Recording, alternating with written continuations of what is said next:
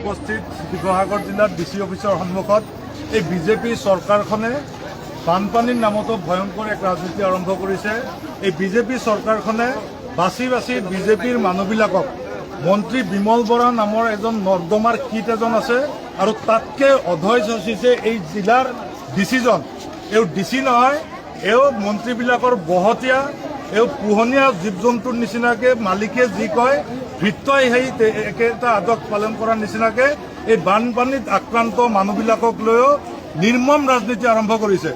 এই চৰকাৰে 15,000 টকাকৈ বানপীড়িতক দিম বুলি কৈছিলে, কিন্তু এই 15,000 টকা মানুহৰ যিমান ক্ষতি হৈছে এই ক্ষতিৰ তুলনাত কণা হাঁহক পতান দিয়াৰ নিচিনাই হৈছে।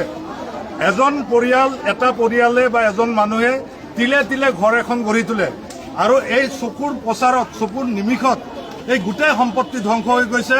কেৱল হিমন্ত বিশ্ব শৰ্মা আৰু বিজেপিৰ লোভৰ আৰু লাওখাৰ কাৰণে তেওঁলোকে নাগালেণ্ডত কয়লা খনন কৰিছে, বালি খনন কৰিছে, শিল খনন কৰিছে আৰু তাৰ গোটেই অত্যাচাৰৰ বুজা পাতি ল'ব লগা হৈছে শিৱসাগৰ জিলাৰ ৰাইজে।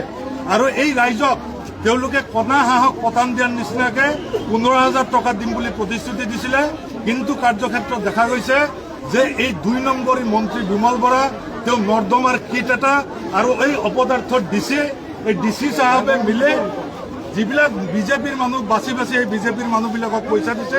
আৰু এই ৰাইজবিলাক যে আছে আপোনালোক দেখিছে, এই ৰাইজক প্ৰকৃত বানপীড়িতসকলক তেওঁলোকে বান সাহায্য দিয়া নাই।